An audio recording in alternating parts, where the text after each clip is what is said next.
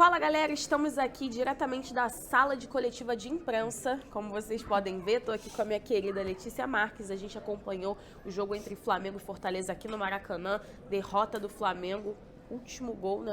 Quase os últimos... No apagar das luzes, no apagar das luzes, mas uma Fortaleza muito... marcou, né? É, com certeza. O Fortaleza fez o segundo gol já no finalzinho do segundo tempo, basicamente no apagar das luzes, ao contrário do que foi no Flamengo, né? O Flamengo consegue empatar a partida no final do primeiro tempo com um gol do Everton, que foi muito celebrado. Você com certeza acompanhou que o Everton grita muito e ele pede muito pra torcida não parar de cantar. Convoca a torcida, né? E naquela hora a torcida tava protestando, né? Então ele até dá uma voz pro protesto da torcida que tava gritando, se eu não me engano, era...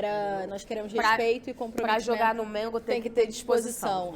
Porque eles engataram no primeiro tempo. Só para situar um pouquinho, o Flamengo fez um primeiro tempo muito abaixo, né, Isa? O Paulo Souza até falou sobre isso em coletiva. A gente vai botar a coletiva dele por aqui também. Ele falou que o Flamengo foi muito mal no primeiro tempo por decisões individuais, principalmente de todos os atletas. Ele chamou o primeiro tempo de desastroso. Desastroso. E assim, o Fortaleza abre o placar, né, no primeiro tempo e o Everton consegue empatar no finalzinho do primeiro tempo ainda. E nesse momento, a torcida do Flamengo já estava engatando um protesto para a hora do intervalo, né? Para quem vem acompanhando os jogos no Maracanã, estavam rolando muito protesto na hora do intervalo ou antes da bola rolar e também depois, mesmo com as 4 vitórias que o Flamengo conseguiu recente. Nesse momento, os 40 e poucos já do primeiro tempo, já tinham as músicas, né? Nós queremos respeito e comprometimento, para jogar no Mengo tem que ser disposição, time sem vergonha. E o gol do Everton acontece nesse momento, por isso que ele grita e comemora muito e dá até voz para a torcida que embala mais ainda com protesto. O Flamengo vai para o intervalo com 1-1, faz um segundo tempo um pouquinho melhor, né, Isa? Que o primeiro... Mas assim, melhor. Mas eu acho que o ponto determinante também, Lê, é quando o Flamengo perde o pênalti. Parece que a gente cai demais, né? Aqui, eu acho bom a gente pontuar também que o Paulo falou sobre isso na coletiva, uma pergunta do nosso companheiro Marcos Coelho, que é da rádio, e aí na rádio foi justamente no gol do pênalti, Eles né? ficam atrás do gol, né? Então, a rádio, ela tem esse espaço, campo, esse né? direito de ficar em campo atrás do gol. Então ele pôde acompanhar ali um pouquinho como é a que foi, decisão né? de quem iria bater. Porque inicialmente, Lê, a gente vê o Vitinho protegendo a marca do pênalti, e mas batedor, realmente, né? Depois do Gabi, pelo que a gente sabe, e pelo histórico do Flamengo, o Vitinho é o segundo cara que melhor bate pênalti depois do Gabi. Gabi, que estava suspenso, por isso que não foi a campo, mas estava até na arquibancada, né? A gente gravou alguns vídeos, vocês também vão conferir. Então, nesse momento, todo mundo imaginou que era o Vitinho. Exato. E aí, parece que o Davi Luiz também foi pra bola, o Everton Ribeiro também, e ficou um diálogo ali. No final, a responsabilidade foi chamada pelo Pedro, como o próprio Paulo detalhou. Pedro fez a cobrança do pênalti, perdeu. Trave. E esse momento seria um momento de virada de chave, como o próprio técnico falou também, coletiva. O Flamengo ficou o segundo tempo inteiro com Fortaleza com 1-1, né? Teve pouquíssimo, não teve mais chance de gol, só aquele pênalti. Zero. Fortaleza ainda deu um susto ou outro, o Hugo salvou uma bola muito importante. Muito, Mas no finalzinho... Junto com o Ayrton Lucas. Mas não o Hugo deu salva, certo. o Ayrton Lucas tira em cima da linha.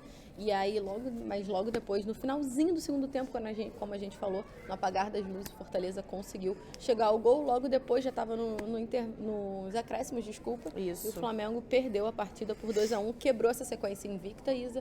O Flamengo estava 4 jogos com vitória. Se chegasse a quinta, seria um feito inédito do Flamengo de 2022, Flamengo de Paulo Souza, que ainda não conseguiu emplacar 5 vitórias consecutivas. Então, perde essa invencibilidade, fecha essa sequência no Maracanã dessa forma, né? Com muito protesto ainda.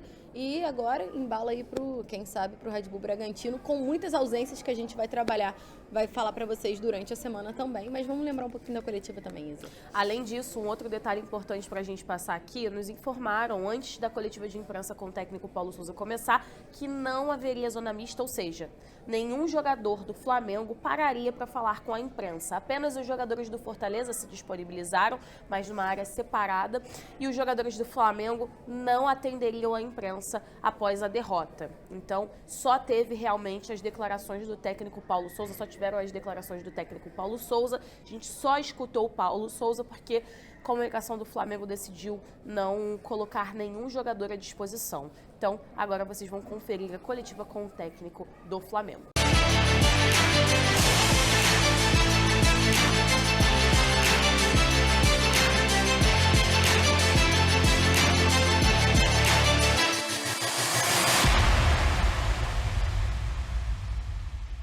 Teve a oportunidade de poder fazer o 2-1, mais uma vez, e tivemos muitas dificuldades nas transições defensivas. Nos contra-ataques tiveram muito fortes, seja na velocidade, na potência, em todas as decisões individuais que eles tiveram, num contra um, com jogadores a vir de linhas mais atrasadas, e foram-nos criando essa dificuldade.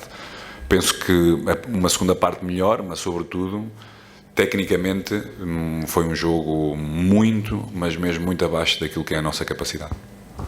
Boa noite, Paulo. David Sharp, do Antenados na Jogada. O Flamengo teve uma semana para treinar, depois de muito tempo, uma semana cheia. E o futebol piorou, o nível piorou. E eu recebi a informação de que você tentou implementar outra metodologia, de novo com 3 zagueiros, que o grupo não teria aceitado, e aí teve um desentendimento até a véspera do jogo. Eu queria saber se isso é verdade de você e também saber como é que você se sente no comando do Flamengo, se você ainda se sente bem, à vontade no comando do Flamengo. Bom, é mentira, é pura mentira, mais uma daquelas das informações que chegam, porque há muitas, também percebo, sobretudo quando a comunicação é por cadeia, nunca chega de uma forma muito clara, e é completamente mentira. Analisando bem o que nos aconteceu, sem dúvida, foi todas as decisões individuais foram erradas, todas. Coisas simples, quase sem pressão, precipitação, passes que deram a oportunidade ao nosso adversário na primeira parte de não só concretizar um golo, mas poderem ter mais 2 oportunidades claras para o poder fazer. Por isso, a informação completamente errada. Completamente errada. E depois, eu desde o início sei perfeitamente a exigência que o Flamengo tem e que exige. Sei a importância de termos coragem de haver momentos de não agradar, como também sei que Deus nunca nos deu um espírito de cobardia. E é nos momentos mais difíceis que temos que ser mais convictos, mais certos, de forma a podermos superar as dificuldades. E penso que aquilo que aconteceu hoje em termos técnicos individualmente foi algo sem precedente e não vai acontecer, porque foi realmente muito, muito fraco individualmente daquilo que o jogo nos deu. Paulo, aqui. Guido Nunes, do Grupo Globo. Até em cima disso, nessa questão dos erros individuais que você colocou, a gente, aqui no estádio, a gente consegue perceber isso, que há uma tensão da torcida com o time, principalmente quando há erros, a torcida vai, como vaiou no primeiro tempo o Arão e o Pablo. Isso, de alguma forma, tem algum impacto no desempenho dos jogadores? Claro que tem sempre impacto, mas, sobretudo, com o Arão não é a primeira vez que isso acontece. Eu penso que desde quando ele chegou, é um jogador com muita personalidade, consegue superar. Aliás, os últimos 10 minutos da primeira parte evoluiu bastante. Ofereceu à equipa também movimentos de profundidade, chegou várias vezes à área, deixou de falhar em termos de passes, como tinha sido inicialmente de uma forma errónea. Outros jogadores têm mais dificuldade em ultrapassar, precisam mais tempo, mas esse é um facto. Há uma pressão, há uma exigência muito grande da nossa torcida, do nosso clube, porque essa exigência é vencer e não podemos errar. Por isso, hoje, sobretudo, fomos muito erróneos e sofremos com isso. Oi, Paulo. Sérgio Lobo, Sport TV. Você está completando agora 5 meses de trabalho no Flamengo. Eu queria que você fizesse uma avaliação do seu trabalho, porque eu ouvindo você falar, diante da atuação que o time teve hoje, talvez tenha sido a pior atuação desde que você está no comando do Flamengo. Você está falando que teve problemas técnicos, jogadores com erros de passe, posicionamento, enfim. Então, eu queria saber qual é o grau de evolução que esse time está tendo nesses seus 5 meses de trabalho, por favor. Não, nós tivemos alguns momentos que ultrapassámos com alguma dificuldade, com a persistência, com o acreditar e convicções que nós tínhamos dentro daquilo que era o nosso futebol. Agora, tanto o jogador hoje, com erros individuais, técnicos, que se podem passar de precipitação, como aconteceu hoje, é difícil isso acontecer.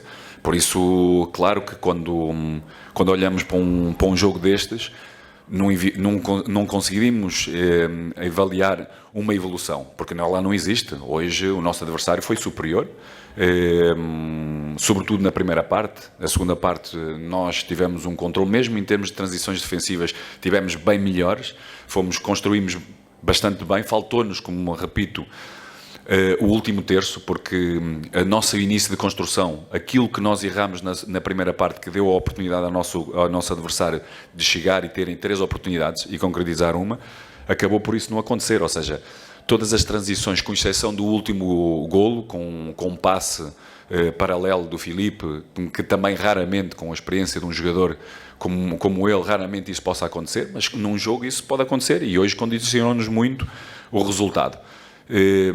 É difícil isso acontecer, e nós temos que ter essa consciência individual, todos, porque somos muito melhores do que aquilo que apresentamos hoje, e com certeza no próximo jogo assim o faremos. Paulo Souza, aqui à sua direita ainda. Marcos Coelho, Super Rádio Tupi. O Flamengo teve uma chance clara de virar o jogo logo no começo do segundo tempo, naquele pênalti desperdiçado. A posição do rádio ela fica de forma privilegiada atrás do gol, então conseguimos notar de perto que houve um diálogo inicialmente do Vitinho com Everton Ribeiro, depois chega o Davi Luiz e, por fim, o Pedro se apresenta para executar a cobrança. Eu queria saber de você se existia uma pré-determinação, existia um batedor pré-definido, isso foi definido em campo pelos jogadores, ou uma ordem que partiu de você lá do banco de reservas para o Pedro executar a cobrança? Boa noite, obrigado.